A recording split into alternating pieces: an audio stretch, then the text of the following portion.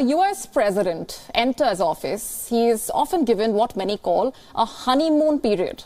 For a few months, the president enjoys popularity. He is riding a wave of positive public opinion. The media, the Congress, even sometimes the Republicans give the president a benefit of doubt.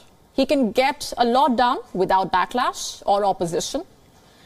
Joe Biden was sworn in as the President of the United States on the 20th of January last year. Nearly a year and a half into his presidency, Biden's honeymoon period is long over. The 46th U.S. president entered office with daunting challenges ahead. He faced multiple crises then, only to be hit by a few more now. Mass shootings across the country, the war in Ukraine, soaring inflation, baby formula shortage, an attack on women's reproductive rights, and a border crisis. You name a problem, and the Biden administration is battling it. Let's begin with the first one, gun violence. It is no surprise that America has a gun problem. Mass shootings are happening everywhere. Schools, supermarkets, churches, even ball fields, targeting everyone from children to minorities.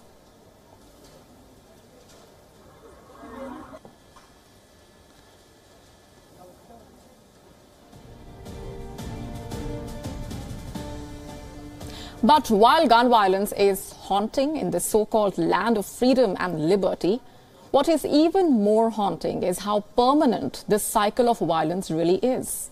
It is so permanent that even the president cannot prevent it. Biden has called for tightening of the country's gun laws, but we have been here with presidents before. But if countries could change their laws after one mass shooting, why not America? Every tragedy here spurs a call for change.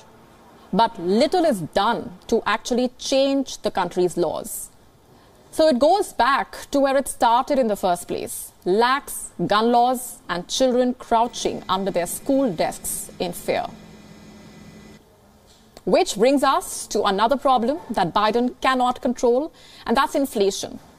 In January 2021, U.S. inflation rate was 1.4%. This was the month when Joe Biden took office.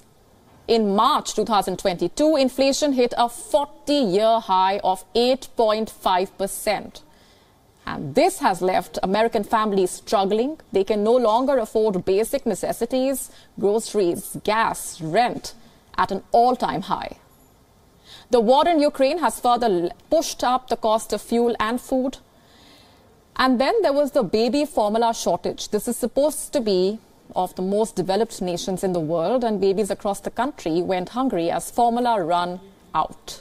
The shortage was caused by the closure of a major manufacturing plant. The crisis was so dire that Joe Biden had to invoke wartime powers to speed up production and restock shelves.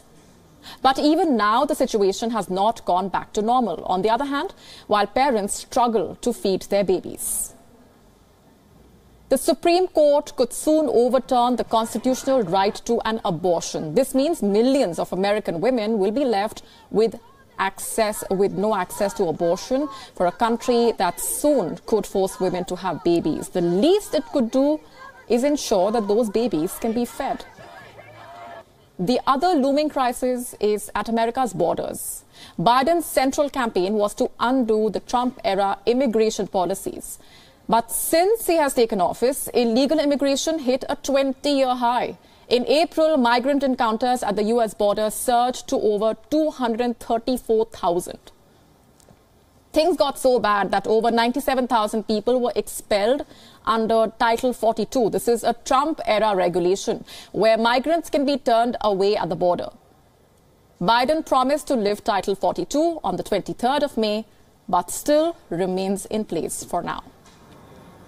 So multiple crises, one president, and very little that can be done. It is a perfect brew for a storm, both political and economical, one that has left America disillusioned.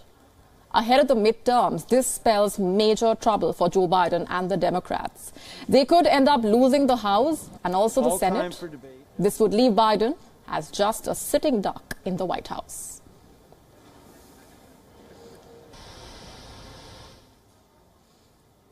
And our correspondent Susan Teherani is with us from New York for more on this. Susan, help us better understand the mood on the ground. If you were to summarize for us what the assessment of the polls so far has been on these multiple crises that the American president is facing. Right. So Americans, for the most part, I mean, Molly, you laid it out perfectly. Multiple crises, one after the other. And Americans, for the most part, at least latest polls during the weekend indicate that they are concerned about basic kitchen table problems. The economy, inflation at a 40-year high, high gas prices, almost hovering near $5 a gallon across the United States. In the West Coast, California, almost $7 a gallon. I mean, this is prices that we're thinking, if you think about, we're heading into the summer after two and a half years of COVID lockdowns. Families were hoping they'd be able to travel with their cars and their families. Now, plans are sort of being distorted. And then you have the airline industry that are constantly facing cancellations because of these fuel prices, which the president, on the one hand, constantly, as some say, is gaslighting the American people, saying it's due to, quote unquote, Putin's price hike. And then on the other hand, telling the American people that the economy is doing very well. So those are the issues that Americans are most concerned about. 85% of Americans say that come the midterm elections, it's going to be the economy and the gas prices. Now, you do have a percentage of the American public that, because of the recent developments, the gun issue is a problem. You have a percentage that they do think about, what will happen with Roe v. Wade. With the Supreme Court, abortion will become a problem. But absolutely, then, multiple issues like we just highlighted, and that is the actual concern on the ground. It's a year and a half into his presidency, and like we said at the beginning, the honeymoon period is well and long over, and right now there's mounting criticism that the American president is grappling with on some of those issues as well. Susan, thanks very much for those inputs. WION now available in your country. Download the app now. Get all the news on the move.